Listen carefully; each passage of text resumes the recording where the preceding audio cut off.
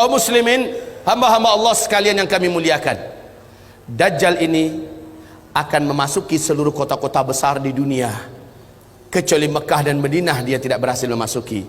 Kedua kota ini, baik fisiknya tidak bisa masuk ke Mekah Madinah, baik ilmu kekuatan sihirnya dan magicnya tidak bisa masuk ke dalam Mekah dan Madinah. Makanya salah satu kata Nabi, kalau kamu ingin selamat, kamu dengar Dajjal sudah keluar, segeralah hijrah, larilah ke Mekah atau ke Madinah. Jika tidak mampu, ada 5 langkah lain yang diperintahkan Nabi agar selamat dari Dajjal la'natullah alaih. Kaum muslimin yang kami muliakan, Dajjal ini bukanlah makhluk raksasa tinggi besar. Saya waktu di Sydney, saya malu mendengarkan jawaban seorang ustadz kondang di TV, acara live, ditanyakan oleh jamaahnya, apakah itu Dajjal? Oh, katanya, Dajjal itu adalah makhluk yang sangat tinggi besar. Kalau dia masukkan kakinya ke samudra laut yang paling dalam hanya semata kakinya. Waduh. Kalau dia ngomong di timur, yang di barat mampu mendengar suaranya. Kalau dia kencing di satu kota, banjir satu kota itu. Malu saya mendengar tuh jawaban, ya Allah. Waktu SD saya sudah dengarkan kayak gitu. Lah ini ustadz level nasional loh, ngomong di TV, jawabannya kayak gitu, ngawur ngaco abis. Lalu sebenarnya Dajjal ini siapa? Rasul mengatakan dia adalah anak keturunan Adam, tingginya seperti kamu dan lebih pendek sedikit, mukanya bulat, kedua bola matanya utuh ada, hanya yang sebelah kanan tertutup oleh lapisan dagingnya yang atas meleleh kemari menutupi, dan bagian tutupan ini lengket ke pipinya, dan ada bergelantungan macam jengger ayam sedikit, kayak dahak orang, maaf ya, kayak orang kumpulkan dahak banyak-banyak lalu disemburkan ke mata orang ini lalu meleleh gitu. Seperti inilah melelehnya daging di atas. Ini akibat dukhan lah, akibat dukhan. Seluruh orang-orang kafir menjadi zombie-zombie berjalan, jelek-jelek semuanya. Baik kaum muslimin, kemudian kata Rasulullah, kedua bola matanya seperti mau keluar lepas dari tempatnya. Hanya karena ini sudah ketutup, nampak tonjolan itu jelas. Sementara matanya sebelah kiri sudah hampir lepas dari tempatnya. Warnanya hijau kaca. Warna kulitnya putih kemerah-merahan, putih pucat kemerah-merahan. Bibirnya tebal, rambutnya kribo. Rambutnya kribo. Di sela-sela rambutnya yang kribo muncul rambut-rambut lurus seperti ijuk. Lehernya agak sedikit panjang, lebih panjang daripada kita, sedikit lebih panjang. Bahunya mereng, dadanya bidang, full daging, sekel. Rasulullah mengatakan bila ia berjalan, kamu akan melihat kedua mata kakinya saling berjauhan dan kedua jempol kakinya saling berdekatan. Udah kebayang? Seperti ini. Oh, tapi kalau ketemu orang kayak gini jangan dibilang Dajjal.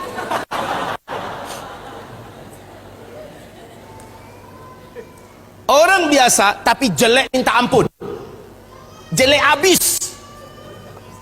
Kaum muslimin, kata Rasulullah berikutnya sallallahu alaihi wasallam, bagi orang yang beriman, yang menurut Allah imannya masih sahih, menurut Allah imannya masih benar, dia diizinkan oleh Allah mampu membaca huruf ka, fa, ra di antara kedua alis matanya. Ada tertulis ka, fa, ra, yaitu kafir. Walaupun aslinya dia nggak pandai membaca Arab, membaca Al-Quran, tapi imannya menurut Allah sahih, dia akan mampu melihat itu. Kalau sempat ke beberapa papasan, dia mampu melihat kafara. Ibarat Allah yang kami muliakan, Rasulullah sallallahu alaihi wasallam bersabda, semua kemampuan yang jahat di bumi ini ada pada dia. Seluruh jin dan syaitan berkhidmat dan melayaninya, menjadi pengikutnya. Coba bayangkan, dukun mana di bumi ini yang sanggup menaklukkan seluruh jin dan setan? Sementara Dajjal dengan sukarela dan senang hati seluruh jin dan setan berkhidmat kepadanya dalam rangka, ya awas ya, di fase keempat ini adalah fase di mana setan jin dan setan manusia bersatu memperbanyak calon penghuni neraka. Di fase keempat ini, makanya ketika Dajjal muncul, ma baina khalqi Adam ila qiyamis sa'a fitnatun akbar minad Dajjal. Sejak bumi ini Allah ciptakan, sejak Adam Allah ciptakan sampai hari kiamat, tidak ada fitnah yang lebih dahsyat, tidak ada fitnah yang lebih hebat, tidak ada fitnah yang lebih berat melebihi fitnahnya Dajjal. Maka berlindunglah kamu kepada Allah dari fitnah Masih Dajjal. Wallahi, kata Nabi, kalau saya hidup, saya yang akan membela kamu paling di depan. Tapi jika saya sudah tidak ada, setiap kamu harus bela dan jaga dirinya masing-masing. Dajjal memiliki kekuatan sihir yang tidak terbatas. Dajjal memiliki kemampuan dan hipnotis magic yang sangat-sangat berat, sehingga tidak ada yang mampu melawan Dajjal. Tidak ada. Ibarat Allah yang kami muliakan, Nabi perintahkan ketika kamu dengar Dajjal masuk ke kota-kota kamu, langsung sihirnya menyebar, yang menjadikan seluruh manusia yang juga sudah putus asa dengan beratnya beban hidup, dengan sukarela datang untuk menyongsong di mana titik Dajjal berada. Mereka berharap Dajjal bisa membagi-bagikan rezeki. Saat itu kata Rasulullah, wahai kaum lelaki, bawalah istri-istri kalian masuk ke rumah, ikat dia di dalam rumah, tambatkan dia di tiang-tiang rumah kamu. Carilah ibu-ibu kamu, bawa dia ke rumah, ikat kakinya, ikat tangannya, tambatkan dia di tiang-tiang di dalam rumah.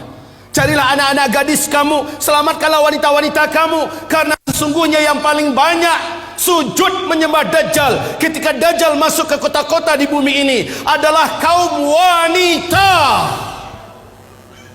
Mereka yang paling banyak menyembah Dajjal. Dan kata Rasulullah, siapa yang sempat menyembah Dajjal, maka sampai dia menghembuskan nafas terakhirnya, dia tidak akan pernah lagi beriman kepada Allah, dan dia akan kekal di neraka selama-lamanya.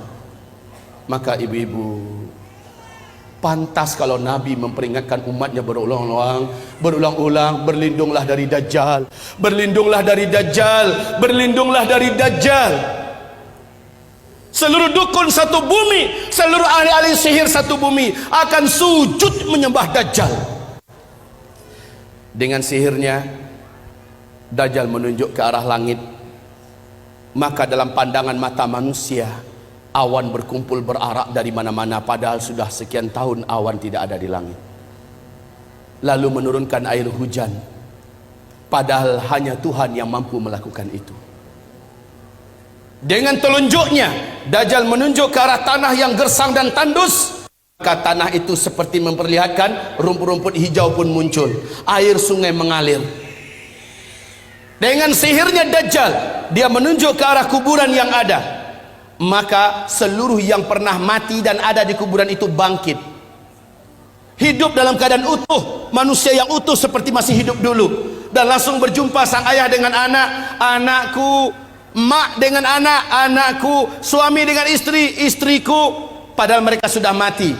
Ternyata terbongkar rahasianya. Rasul mengatakan itu seluruhnya bukanlah orang yang sudah mati, tapi jin-jin dan setan-setan yang menjelma menjadi orang yang dulu pernah hidup, agar menipu orang-orang yang masih hidup ini. Lalu mereka berkata, inilah Tuhan kita yang telah menghidupkan kami kembali. Akhirnya manusia sujud kepadanya. Sungguh sangat dahsyat, Pak. Orang-orang lemah iman, minim amal soleh, dia akan tertipu. Ingat sekali lagi, siapa yang beriman dengan Dajjal, dia tidak akan pernah beriman kepada Allah sampai dia mati. Dia akan menjadi ahli neraka kekal di dalamnya. Sekarang, apakah tanda-tanda Dajjal akan keluar? Ini penting. Sudahkah ada tanda-tanda itu sekarang? Menurut ibu, sudah ada apa belum? Apa? Sebentar, tolong dibaca hadis yang diriwayatkan, yang diceritakan oleh Fatimah binti Qais radhiyallahu anha. Hadis ini diriwayatkan oleh Imam Muslim dalam kitab sahihnya. Hadis ini diceritakan juga perjalanan Tamim Ad-Dari sebagai seorang kapten kapal dengan 20 anak kapalnya. Mereka diombang-ambingkan oleh ombak laut yang sangat tinggi. Hari gelap, angin sangat kencang, hujan lebat turun, petir menyambar-nyambar. Mereka tidak mampu mengendalikan kapalnya, terdamparlah mereka di salah satu pulau laut Yaman. Satu malaman mereka masih stay di atas kapal. Besok ketika matahari terbit, laut sudah tenang, mereka pun turun ke pulau itu. Kemudian mereka masuk ke dalam pulau, berjumpa dengan seekor binatang, yang binatang tersebut tinggi dan besar, berkaki 4. Bulunya lebat hitam. Binatang tersebut dapat berbicara dengan bahasa Arab yang fasih, dan dia memperkenalkan dirinya bernama Al-Jassasah, sehingga hadis ini oleh para ulama ahli hadis disebut dengan hadis Jassasah. Binatang ini, ibarat Allah yang kami muliakan, memperkenalkan diri.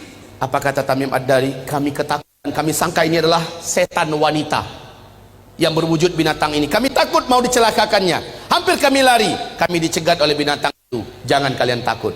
Saya tidak akan mencelakakan kalian. Apakah kalian datang dari Arab? Kami menjawab, iya. Sudah lama saya menanti kedatangan ada yang datang dari Arab. Sesungguhnya seorang lelaki di kuil tua sana sudah sangat lama menanti-nanti kedatangan orang yang datang dari Arab. Dia ingin mendengarkan perkembangan berita terakhir dunia sekarang. Pergilah kalian ke kuil tua itu, jawablah pertanyaan-pertanyaannya. Maka dalam keadaan takut, kata Tamim Ad-Dari, kami lari terbirit-birit meninggalkan binatang ini menuju kuil tua tersebut. Sampai di kuil tua itu, kami terbelalak, mulut menganga melihat pemandangan yang belum pernah kami melihatnya. Seorang lelaki bertubuh gempal, kedua kakinya dirantai dengan rantai yang teramat sangat berat dan besar, rantai besi. Laki-laki ini tergeletak di lantai. Rantai itu bersambung mengikat kedua tangannya. Rantai yang berat, besar, dari besi. Rantai tersebut menyambung, mengikat membelenggu lehernya. Lalu dia berkata, kalian tidak usah takut. Apakah kalian datang dari Arab? Kami menjawab, iya.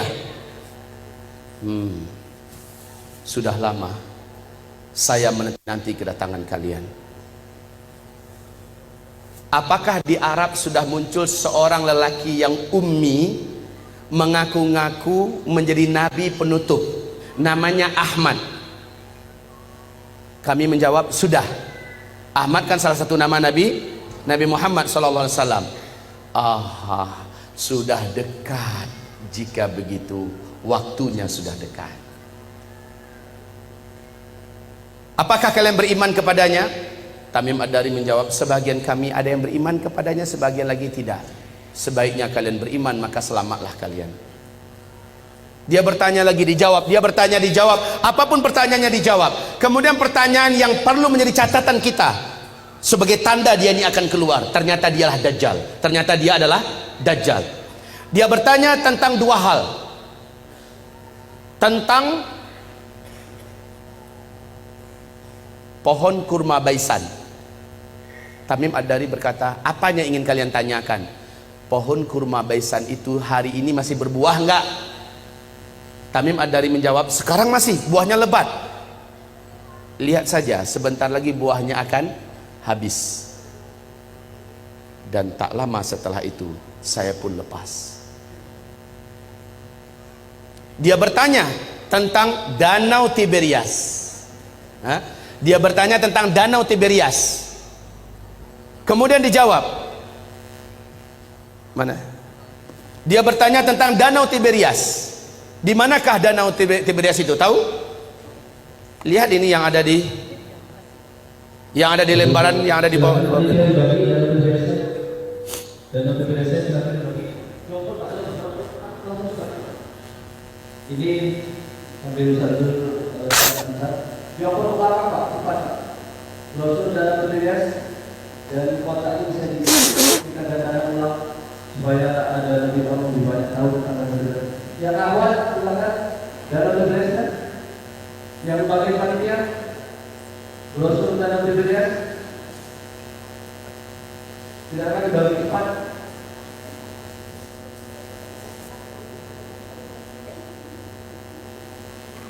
Ayo, waktunya kita tidak lama. Masih banyak penjelasan tentang akhir zaman. Silakan. Bantu, mohon dibantu. Terus dioper belakangnya. Yang sudah mendapat undangan berbeda. Baik, kaum muslimin, perhatikan tentang Danau Tiberias. Jadi ada dua pertanyaan si Dajjal ini tentang kebun kurma Baisan. Yang kedua tentang Danau Tiberias. Laki-laki ini berkata, apabila buah kurma di kebun kurma Baisan sudah tidak berbuah, awas, saat itu saya sudah saatnya untuk lepas. Ibu tahu nggak, Bu, di mana kebun kurma Baisan itu? Ibu tahu tidak? Bilang cepat enggak. Pura-pura mikir lagi. Bilang enggak selesai. Ya Pak, kebun kurma Baisan letaknya di negeri Syam. Kalau sekarang ini perbatasan antara Yordania dengan Palestina. Ketahuilah oleh Bapak Ibu semuanya dan bacalah la haula wala quwata illa billah. Bacalah inna lillahi wa inna ilaihi raji'un. Sudah beberapa tahun belakangan ini kebun kurma Baisan sudah tidak berbuah 100%. Batang-batangnya pun cenderung kepada mati dan lapuk. Ini yang pertama. Yang kedua, laki-laki yang terikat ini yang ternyata adalah Dajjal. Dia bertanya tentang Danau Tiberias. Lalu Tamim Ad-Dari berkata, apanya yang kau ingin tanyakan? Airnya, masih ada air nggak sekarang? Maka dijawab oleh Tamim, airnya banyak. Dan memang Danau Tiberias ini sejak terbentang bumi tidak pernah airnya susut. Airnya full maksimal. Lalu apa kata laki-laki yang terikat itu? Dajjal ini, nanti kalau airnya sudah menyusut, tinggal sedikit, saatnya saya akan mengelilingi seluruh dunia, saya akan masuk seluruh kota-kota, saya akan kuasai manusia. Untuk Bapak Ibu ketahui seluruhnya, sejak tahun 2003 terjadi penyusutan. Lalu 2004 pemerintah Israel secara resmi membuat garis merah. Ternyata, perhatikan ini, perhatikan. Ini apa? Bagus, jawabannya jujur. Ini garis. Kalau dia bilang ini danau, terlalu. Ini adalah garis dari permukaan Danau Tiberias, ya. Ini dasarnya. Kaum muslimin, sejak 2003 sampai 2013, sejak 2003 sampai 2013, danau ini telah mengalami penyusutan yang sangat signifikan. Padahal kedalaman danau ini hanya 45 meter saja. 45 meter saja. Ya. Dalam hanya hitungan 10 tahun sudah 16 meter menyusut airnya dari permukaan.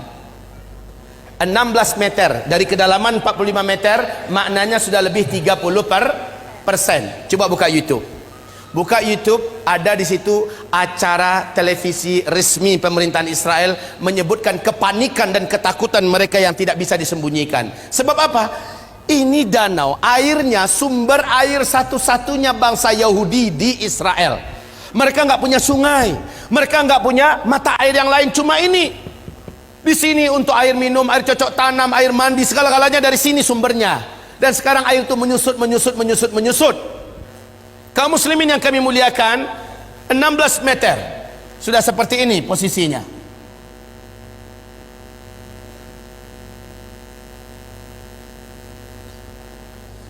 Tahun 2015 akhir 2015, bahagian yang paling menonjol dari danau ini sudah muncul seperti pulau-pulau kecil. Kelihatan seperti pulau-pulau kecil di atas permukaan danau.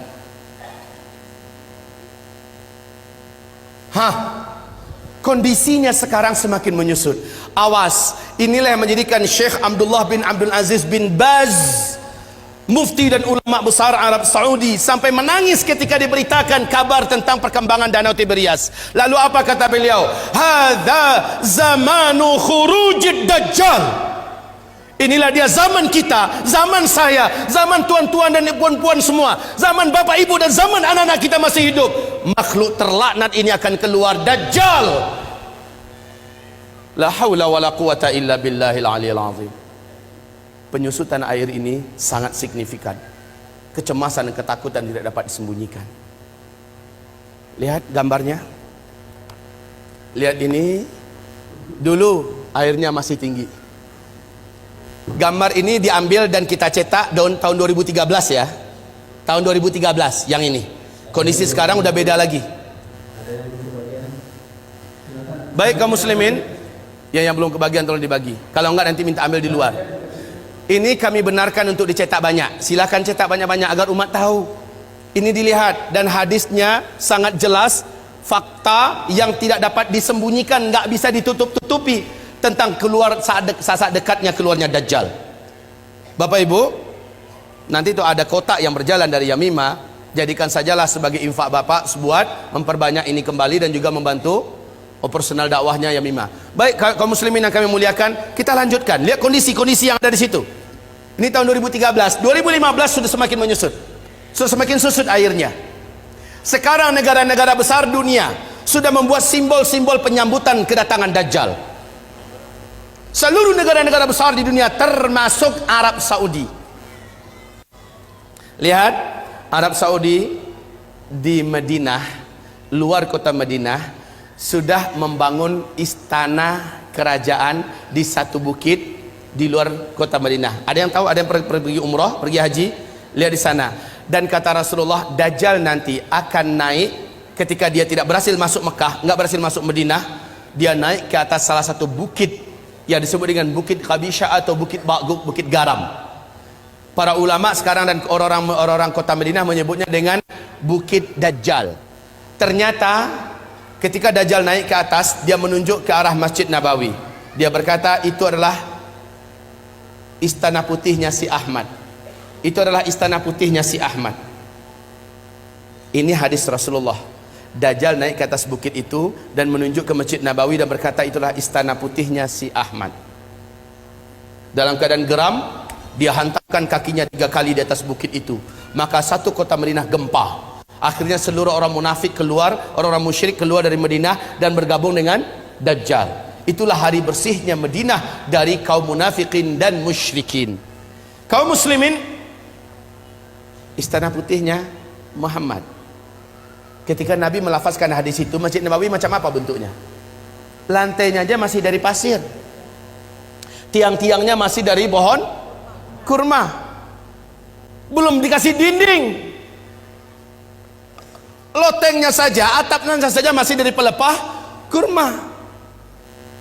Tapi ketika Dajjal mengatakan itulah istana putihnya si Ahmad, maka lihat keadaan istana putih itu enggak dengan Masjid Nabawi sekarang. Seolah-olah gambaran yang diceritakan oleh Rasulullah tentang ucapan Dajjal terjadinya di masa kita. Ya Allah ya Rabb. Baik kaum muslimin, selanjutnya Rasul bersabda, lihat nanti di kitab kita, tentang hanya seorang bocah remaja lelaki yang Dajjal tak kuasai. Dajjal tak mampu menaklukkannya. Kalau dia ketemu sama orang, ini orang pasti takluk. Sihirnya pasti merubah orang ini. Kemampuan magicnya akan menjadikan orang ini tersilap. Lalu hipnotisnya bisa merubah orang ini. Cuma remaja lelaki ini nggak bisa. Rasul berkata, saat dia lihat remaja itu tetap berdiri tegar di atas kedua kakinya dan dadanya membusung, dia tidak mau sujud kepada Dajjal. Dajjal mendatanginya. Kenapa kamu tidak sujud kepada saya? Seluruh manusia menuhankan saya dan mereka mengakui saya adalah Tuhan. Sujud kamu. Tidak, kata remaja itu. Engkau adalah makhluk Allah. Kening ini hanya sujud untuk Allah sang Khaliq. Kami tidak akan pernah mau sujud kepada engkau. Maka Dajjal marah, kata Rasulullah. Dia jambak rambut remaja ini, kemudian tangan kanannya memegang gergaji, dibelah duanya kepala ini. Dalam keadaan hidup-hidup dibelah duanya. Seremaja sakarat, terbelahlah kepalanya, meninggal dunia dalam keadaan bertauhid. Terbelah sampai ke lehernya dan ke dadanya, dia pun terjatuh, darah bersimbah di lantai. Dia menjadi mayat. Dajjal mengelilingi 1 kali putaran sambil membaca mantra-mantra khusus. Setelah itu Dajjal menunjuk ke arah mayat remaja laki-laki ini. Qum, bangkitlah kamu, hiduplah kamu. Kalau selama ini Dajjal hanya dengan permainan sihirnya Tapi kali ini memang betul-betul Allah izinkan Dajjal bisa menghidupkannya kembali. Dan Allah izinkan tubuh yang tadi terbelah kembali bertaut. Bukan ilmu rawa rontek ya. Kembali bertaut, bersatu, dan kepalanya juga. Kemudian remaja ini bangkit. Bangkit, darah yang tadi di lantai masih bergenang. Tubuh yang tadi berlumuran darah masih saja basah dengan lumuran darah. Tapi remaja ini sudah utuh dan dia berdiri seperti awal. Dajjal bertepuk dada dengan sangat bangga memperlihatkan kepada pengikutnya, kalian lihat semua, saya sudah matikan dia dan saya sudah hidupkan di depan mata kalian semua. Makin mantap iman mereka. Sementara si remaja ini lain lagi. Loh, ente kenapa masih belum sujud pada saya? Saya sudah buktikan pada ente, saya adalah Tuhan ente. Sujud, kata Dajjal. Sorry Jal, justru dengan yang kamu lakukan pada saya sekarang makin memantapkan iman saya. Kamu asli Dajjal. Saya baca hadis Rasulullah, Dajjal akan membunuh seorang lelaki yang tidak mau, seorang remaja lelaki yang tidak mau tunduk kepadanya, kemudian menghidupkannya kembali. Tapi ada lanjutan dari hadis Nabi, ente tak akan mampu lagi membunuh saya kali kedua. Dan sejak hari ini ente tak akan mampu membunuh siapapun saja manusia. Kemampuan ente sudah diangkat oleh Allah. Hai manusia, sadarlah kalian, ini Dajjal. Dajjal marah, ingin membunuhnya kembali, memang hilang kemampuannya. Nah, kaum muslimin, hamba-hamba Allah yang kami muliakan, remaja lelaki. Remaja lelaki. Dalam ilmu sosial, hitungan remaja itu usianya, ilmu sosial loh ya, belasan tahun Pak. 12, 13, 14, 15, 16. Ada yang berselisih di usia 17.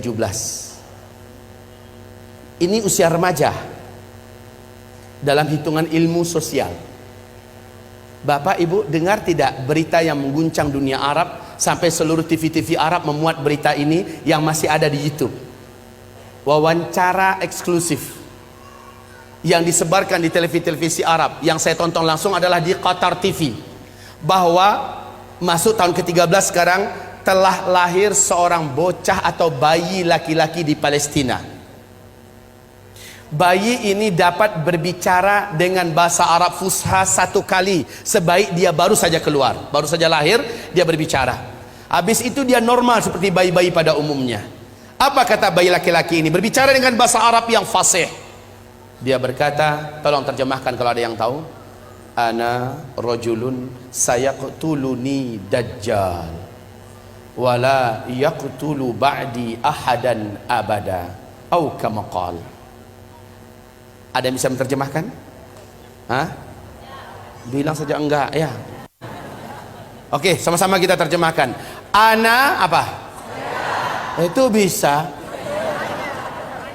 Rajulun, seorang lelaki, sayaqtuluni Dajjal, yang nanti akan dibunuh oleh Dajjal, wala yaqtulu ba'di ahadan abada, setelah saya Dajjal tak sanggup membunuh siapapun saja lagi selama-lamanya.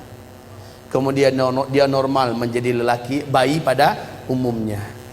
Jika berita ini betul-betul terjadi, kalau beritanya benar, saya sudah menyaksikan sendiri di TV-TV Arab, pernah di YouTube juga masih ada disimpan, filenya masih bisa kita tonton Pak ya. Cuma jika berita ini benar, semakin menguatkan bahwa Dajjal memang sudah saatnya keluar.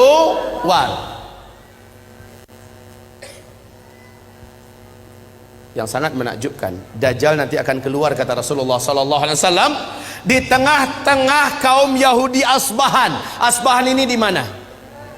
Iran.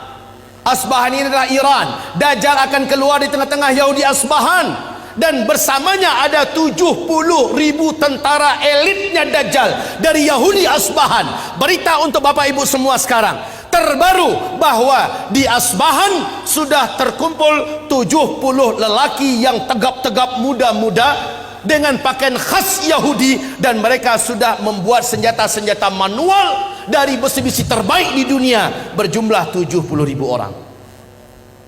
Kondisi ini makin menguatkan keyakinan kita memang Dajjal sudah sangat dekat.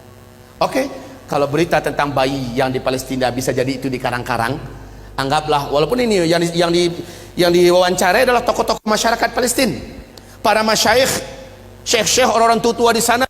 Ditanya mereka seluruhnya, mereka membenarkan kejadian itu, dan bayi ini disembunyikan, disimpan, dan sekarang usianya berarti sudah belasan tahun. Jika ini hak, jika ini benar, maka semakin menguatkan. Jika ini bohong, palsu, bisa jadi, ya, bisa jadi ini dikarang-karang.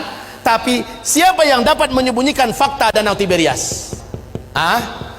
Siapa yang dapat menyembunyikan dan menutupi fakta mengeringnya Danau Tiberias di Israel hari ini?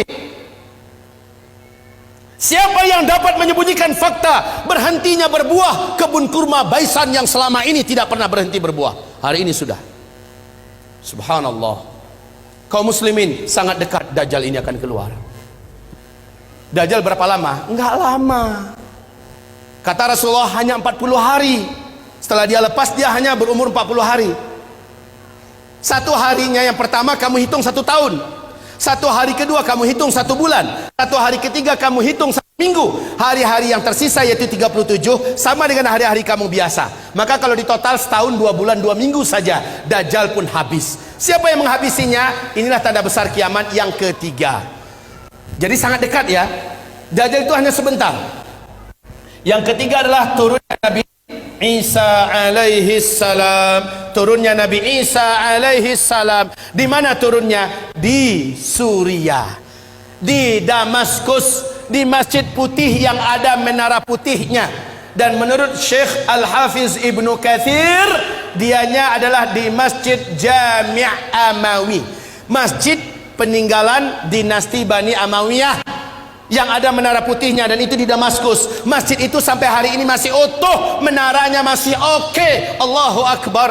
Jadi Nabi Isa turun nanti di Masjid Jami' Amawi, bukan Isa Habibullah yang di Jombang. Ngaku-ngaku Nabi Isa. Kalau ngaku Nabi Isa, tolong suruh cari Dajjal, karena kerjaan Isa yang pertama membunuh Dajjal. Nah ini kaum muslimin, ketika Isa turun, khalas. Perlu diingat, Al-Mahdi terkepung. Al-Mahdi itu, ini Al-Mahdi kan menjadi raja, menjadi khalifah di sini. Dia keluar setelah Dukhan. Ini Al-Mahdi. Dari sini Al-Mahdi menyatukan dan memimpin seluruh umat Islam sedunia menghadapi hari-hari berat sampai dia ditolong dan dikuatkan oleh Isa alaihissalam. Lalu setelah melewati fase tanda besar kiamat yang keempat, masuklah masa-masa aman. Al-Mahdi menjadi khalifah di sini. Jadi kaum muslimin yang kami muliakan, Al-Mahdi sedang dikepung oleh Dajjal. Dajjal sudah selesai menaklukkan seluruh dunia. Dajjal sudah selesai memurtadkan banyak manusia. Dajjal ibadallah yang mengepung Al-Mahdi. Al-Mahdi sudah berhari-hari dengan orang-orang beriman terkepung. Dajjal dengan bala tentaranya di luar dah siap untuk mencincang Al-Mahdi dan orang-orang beriman yang ada bersama Al-Mahdi. Isa turun di waktu subuh. Saat itu kumandang azan dan udah qomat. Al-Mahdi maju ke depan. Tiba-tiba seluruh mata tertatap ke arah langit. Satu titik cahaya yang indah turun. 2 malaikat dengan bersayap sedang turun di tengah-tengahnya Nabi Isa, dan Nabi Isa meletakkan kedua telapak tangannya di atas bahu masing-masing. Turun dengan indahnya. Rambut Isa sebahu panjangnya, seperti orang baru mandi basah. Menetes-netes kelihatan. Wajahnya sangat rupawan dan sangat membuat orang jatuh cinta. Isa sangat indah. Turun. Ketika Isa turun, 2 malaikat kembali naik. Al-Mahdi langsung mundur mempersilahkan Nabi Isa untuk menjadi imam sholat subuh. Isa menolak. Tidak, iqamat tadi untuk engkau. Sekarang adalah masanya engkau memimpin. Saya hanya pendamping engkau. Majulah, imamlah. Al-Mahdi pun menjadi imam. Selepas sholat subuh, mereka berzikir. Saat matahari terbit, gerbang masjid dihancurkan oleh Dajjal. Dajjal dengan penuh sombong dan angkuh dengan bala tentaranya yang elit sudah siap untuk menghabisi orang beriman yang ada di dalam. Tapi sayang, yang paling ditakutkan oleh Dajjal sudah turun. Nabi Isa berdiri, langsung berhadap-hadapan 2 tokoh legendaris akhir zaman ini. Isa melihat Dajjal, Dajjal melihat kepada Isa, melulung Dajjal di tempat. Melulung kesakitan seperti orang sakaratul maut. Sebab apa? Ada kekuatan yang diberikan oleh Allah kepada Isa yang menyebabkan Dajjal tidak mampu bertahan. Dajjal meleleh, kata Rasulullah, seperti melelehnya garam yang dimasukkan ke dalam air yang panas. Wallahi, kata Rasulullah, kalau Dajjal bertahan di tempat berdirinya, pasti dia sudah akan menjadi cairan di lantai. Tapi Dajjal langsung lari dengan kekuatan yang dimilikinya, langsung menghilang. Tapi qadarullah, Isa Allah berikan kemampuan di atas Dajjal. Di mana saja Dajjal lari, kemana saja, Isa udah nunggu di situ. Hah? Mau kemana boy? Lari kemana saja udah ditunggu oleh Nabi Isa. Terakhir di pintu Lud, Dajjal dibunuh oleh Isa. Pintu Lud ini di Palestina, ya, di Palestina. Saat Dajjal muncul di pintu Lud di Palestina, saat itulah Isa menghunjamkan tombak yang ada di tangannya. Jeritan kematian Dajjal terdengar di santero bumi. Setelah itu darah Dajjal dinampakkan kepada Al-Mahdi dan orang beriman serta orang Yahudi melihat Isa mengangkat tombak itu tinggi-tinggi. Dajjal sudah mampus. Orang beriman bertakbir, Allahu Akbar, Allahu Akbar. Orang Yahudi yang ada lepaskan senjata-senjata mereka. Seluruhnya udah senjata manual ya. Ingat, saat kejadian Dukhon sampai ke sini sudah manusia udah nggak ada teknologi. Orang udah kembali kepada zaman manual. Baik kaum muslimin yang kami muliakan, akhirnya Yahudi lari kemana-mana, sembunyi menyelamatkan nyawa di mana-mana. Alam ketika itu sudah Allah izinkan berbicara. Lobang tempat Yahudi bersembunyi berbicara, hai muslim, sini ada Yahudi sembunyi di dalam lobang saya nih, sini tangkap dia, uktulhu, bunuh dia. Kalau kata orang Curug Bengkulu, kono. Kalau kata orang Minang, dabiahnya. Habisin. Sembunyi di balik tembok, tembok bicara, beritahu di mana orang Yahudi. Sembunyi di balik pohon, pohon bicara, ya muslim ta'al hadza yahudiyun warai ta'ala faqtulhu, bunuh dia. Illal gharqad, kecuali pohon gharqad, fa innaha syajarul yahud, sesungguhnya gharqad adalah pohonnya Yahudi. Hanya pohon gharqad yang diam. Ternyata lebih 12 tahun yang lalu, hampir masuk tahun ke-13 sekarang, Rabi-rabi Yahudi telah mewajibkan Perdana Menteri yang menjabat Perdana Menteri di Israel wajib menanam pohon gharqad. 2 juta batang pohon star dimulai ditanam di Israel. Hari ini pohon-pohon gharqad sudah setinggi 16 meter, 14 meter. Masya Allah, udah siap untuk melindungi orang ya Yahudi. Lah masalahnya hadisnya kan udah bocor duluan. Orang beriman kan dah tahu kemana Yahudi sembunyi terakhir, ya kan? Mereka tinggal bawa senjata ke kebun pohon gharqad. Lihat, ada kutu satu sembunyi. Ceklek mati. Kemana-mana sembunyi Yahudi, habis Yahudi, habis. Isa langsung mengumumkan salib adalah batil. Maka orang-orang Nasrani berbondong-bondong masuk Islam. Terjadilah tanda besar kiamat yang keempat. Langsung lepasnya bangsa paling kejam, paling buas, paling brutal, paling jahat tak terkalahkan, dan jumlah mereka menyelimuti seluruh permukaan bumi, Ya'juj dan Ma'juj. Jumlah mereka kata Rasulullah dalam 1000 manusia. Apa? Aduh, mau lepas jantung saya. 10 menit lagi. Sambung part yang kedua atau waktu kapan? Ini waktunya 30 menit lagi. Sebelum akan. Ini memang benar Bapak Ibu. Ini baru setengah sesi baru setengah, ya. Nggak terasa udah hampir 2 jam kan? Tapi kalau ada punya helikopter boleh antar satu tempat. Baik Bapak Ibu yang kami muliakan, kita lanjutkan. Kita nikmati yang 10 menit ini. Gimana Pak? Tinggal waktunya 10 menit, mungkin sambil tanya jawab langsung tanya jawab atau proses. Nggak usah. Ya.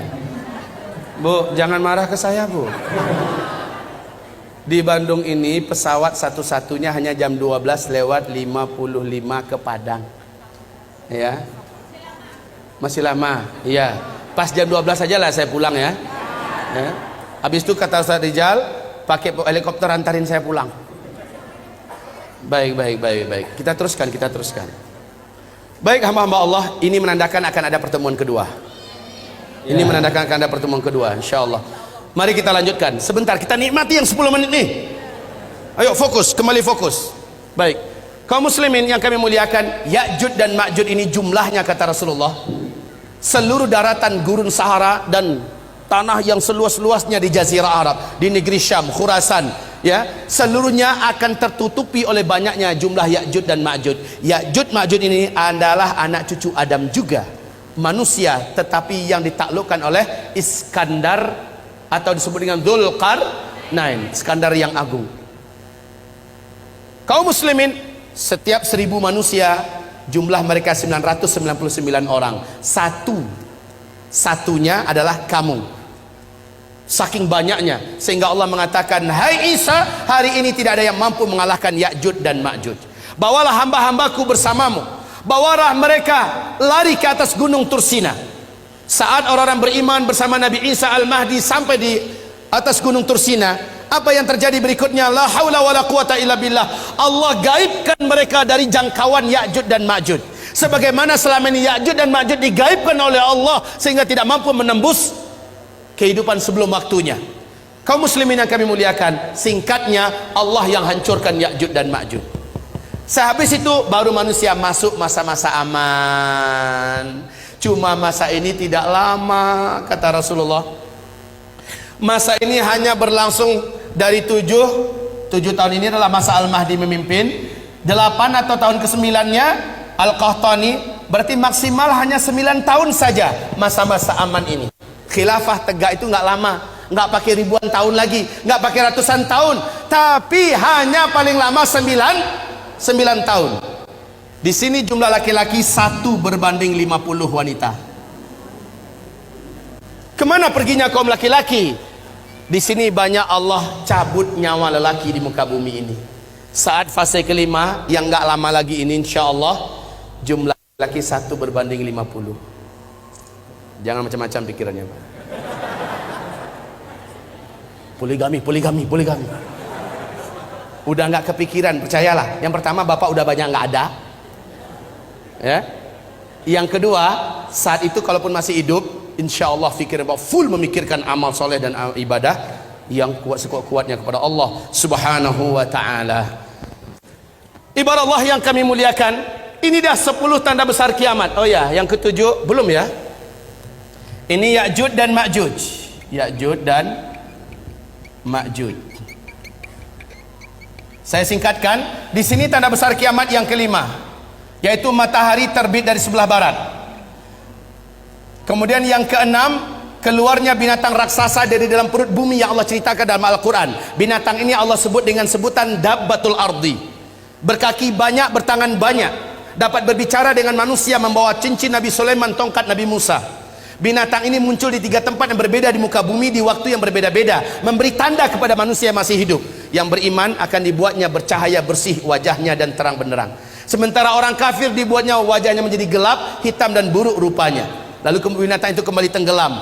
Barulah setelah itu tanda besar kiamat yang ke-7, bertiup angin lembut kematian dari timur, atau dalam hadis Nabi mengatakan dari negeri Yaman, ya. Angin lembut kematian, saya singkat saja, ALK, angin lembut kematian. Yang wafat oleh angin ini hanyalah orang yang beriman saja, walaupun imannya seujung kuku kata Nabi. Dia hanya kenal dengan Allah dan percaya Allah itu ada, maka dia akan dijemput oleh angin ini. Saat dia tersentuh oleh angin tersebut, walaupun dia di dalam gua, walaupun dia di atas gunung, ada di lembah, ada di pulau, angin tersebut akan sampai ke sana. Saat terhirup olehnya angin itu, saat tersentuh dia oleh angin itu, dia pun tergeletak di tempat, meninggal di situ. Serentak satu muka bumi, umat Nabi Muhammad meninggal dunia. Inilah tanda besar kiamat yang ke-7. Tanda besar kiamat yang ke-8, 9, 10, insya Allah sudah tidak ada lagi orang Islam yang menyaksikannya.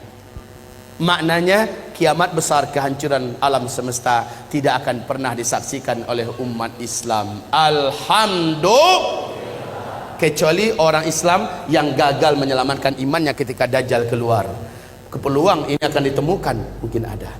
Apa tanda besar kiamat yang ke-8? Yaitu tenggelamnya seluruh daratan bumi di sebelah timur, Australia, New Zealand, Indonesia, Malaysia, Brunei, Singapura, Thailand, Filipina, Jepang, Cina, India, Pakistan, yang seluruh negeri Asia Tengah, bahkan Rusia tenggelam seluruhnya masuk ke dalam bumi. Tanda besar kiamat yang ke-9 langsung menyusul. Seluruh daratan bumi sebelah barat tenggelam masuk ke dalam laut, yaitu Brasilia, Amerika Serikat seluruhnya, Afrika, Eropa, ya, seluruhnya, Suriname tenggelam masuk ke dalam laut. Yang tersisa adalah satu ketul bumi, ya. Yang tersisa adalah satu daratan bumi yang ada di Timur Tengah. Nah, inilah dia, Jazirah Arab dengan Syam. Hanya ini yang tersisa. Jazirah Arab ini adalah Yaman. Ini adalah Yaman, daratan paling bawahnya. Kata Rasulullah, tanda besar kiamat yang ke-10 adalah dari daratan negeri Yaman, dari dalam perut buminya muncul api yang teramat sangat besar dan kuat, panas setinggi-tinggi gunung, dan paling rendah itu setinggi bukit. Api ini muncul yang menyebabkan orang-orang yang masih hidup di daerah ini kepanasan, dan seolah api ini akan mengejar mereka. Mereka lari sekencang-kencangnya menuju ke Syam. Saat seluruh manusia sudah bersatu dan berkumpul seluruhnya di negeri Syam, barulah malaikat Israfil meniup sangkakala yang pertama. Kiamat besar dimulai. Untuk pemberitahuan kepada Bapak Ibu, buka YouTube, lihat di Yaman hari ini sudah ada satu fenomena alam yang menakjubkan dan menakutkan. Sudah ada satu kawasan area yang panas seperti di seperti lumpur Sidoarjo, panas, tapi bukan lumpur yang keluar. Saat didekati oleh para pakar dan ahli bumi, ditemukan banyak lubang-lubang dan rekahan tanah. Dilihat dari dekat, ternyata di dalam lubang itu ditemukan gelombang tekanan api yang lahap-melahap antar sesuatu dengan yang lain. Sudah mulai Allah lakukan start pemanasan. Isyarat bagi manusia udah dekat loh. Tanda ke-10 kiamat, tanda besar kiamat yang ke-10, sudah Allah nampakkan isyaratnya sekarang. Memang belum keluar apinya, tetapi sudah ditemukan sumber energi api itu, yang sampai hari ini belum dapat diputuskan berapa kekuatan daripada energi api yang ada dalam perut bumi di negeri Yaman, yang hari ini sudah mulai ditemukan. Kaum muslimin, sudah sangat dekat. Apabila ini saya sampaikan, karena waktunya sudah habis, apabila ini saya sampaikan, masih ada setengah lagi ya, masih ada setengah lagi. Dan ini yang terpenting, ini sengaja saya kosongkan, padahal disinilah uraian yang paling strategis. Inilah yang paling inti. Saya berharap jika umur kita tidak panjang, ini ada kaset di luar, bisa dilihat. Kemudian jika tidak ada, di YouTube, tulis saja nama saya Zulkifli Muhammad Ali. Tapi ya, sengatan dan energi yang mengalir ketika mendengar langsung macam ini beda dengan nonton YouTube. Setidaknya saya bersyukur pada Allah, sudah banyak yang Allah turunkan hidayah ke hatinya selepas mendengarkan ini. Sudah banyak yang mengalami perubahan, baik remaja, lelaki, wanita, tua, muda, banyak yang telah diberi oleh Allah hidayah.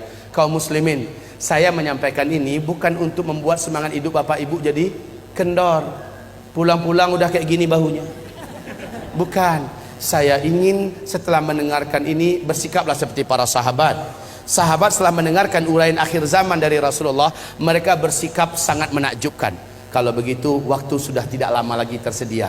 Umur saya yang ada juga sudah tidak lama lagi ada. Maka dengan waktu yang masih hidup ini, keadaan yang masih aman ini, saya akan pastikan saya harus banyak amalnya. Harus berat timbangan amal soleh saya di akhirat. Apalagi Bapak Ibu yang akan menghadapi huru hara yang teramat sangat berat.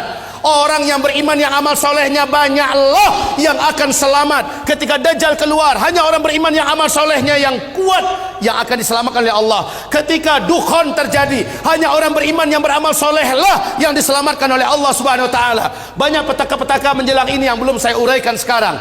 Hanya orang beriman yang beramal soleh. Wahai tuan-tuan yang mulia, wahai Bapak Ibu sekalian yang saya cintai, mendengarkan uraian ini bertekadlah saya harus berubah. Saya harus menjadi lelaki yang lebih soleh, suami yang lebih bertanggung jawab, orang bekerja yang lebih jujur dan lebih amanah. Jangan sampai mendengarkan pengajian ini langsung buat resign, surat pengunduran diri, mengingat, menimbang dan memutuskan. Jangan, justru dirubah. Semua yang dijalani dalam hidup ini teruskan, tapi mindsetnya dirubah. Hayya 'alas shalah. Dimanapun berada, jika Allah memanggil, kecilkan semua yang lain. menujulah ke masjid berjamaah salat 5 waktu.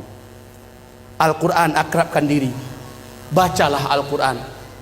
Kalau ketika Al-Qurannya ada, kalau tidak yang hafal di mulut, sering-seringkan membacanya. Hafalkan dari sekarang surat Al-Kahfi 10 ayat pertama atau 10 ayat terakhir, karena ayat ini menjadikan kita tidak mampu ditembus oleh Dajjal, baik sihirnya, kekuatannya, dan bahkan kita tidak akan nampak oleh Dajjal kalau kita membaca surah Al-Kahfi. Sebab Allah melindungi pemuda-pemuda Kahfi dari incaran dan kejaran penguasa zalim. Allah lindungi mereka, makanya dijadikan surah Al-Kahfi surat yang harus dihafal. Baik, dan seterusnya dan seterusnya. Insya Allah kita bertemu kembali. Semoga sahabat Yamimah bekerjasama dengan pengurusi DKM Masjid Istiqomah ini agar pertemuan kedua nanti bisa dilanjutkan. Bertekad hadir ya Bu ya? Bertekad hadir Pak? Apapun kegiatannya pastikan saya harus datang kembali, karena sesi kedua adalah ini yang paling menentukan. Inilah uraian sejati. Kalau tadi adalah pengantar, tetapi itu pun sudah bisa menggigit Bapak Ibu. Baik, demikian saja. Mohon maaf, saya minta maaf tidak bisa berumah tamah dengan Bapak Ibu saat sekarang ini. Ke depan jangan lagi jadwalnya di mana saya akan pulang hari itu ya. Baik, insya Allah saya siap. Umpamanya ke depan itu besok 2 hari 3 hari baru saya pulang, jadi bisa berlama-lama kita. Demikianlah dari saya. Nastaghfiruka ya Allah wa natubu ilaik. Buku ini senantiasa saya bawa kemanapun saya ceramah. Zikir akhir zaman, di dalamnya memuat dalil-dalil tentang kejadian-kejadian ini, baik dari ayat, dari hadis-hadis Nabi, dan yang paling penting dari kitab Zikir Akhir Zaman. Di dalam kitab ini memuat semua perlindungan-perlindungan yang diperintahkan Nabi. Ketika terjadi dukhan, kamu amalkan ini dan segera baca ini. Ketika keluar Dajjal, kan tadi ada 6 cara selamat dari Dajjal, ada di kitab kita Zikir Akhir Zaman. Sementara ensiklopedi akhir zaman khusus kitab ilmiah terlengkap, tetapi di dalamnya tidak ada tentang amalan-amalan perlindungan akhir zaman. Beda dengan di kitab Zikir Akhir Zaman. Sebagai rekomendasi saya buat umat, karena banyak Ustadz, bagaimana cara mendapatkan kitab ini, bagaimana cara mendapatkan, banyak pertanyaan begitu. Nah, mumpung ada, tolong didapatkan dan dibaca. Pertemuan berikutnya jadi enak insyaallah ta'ala.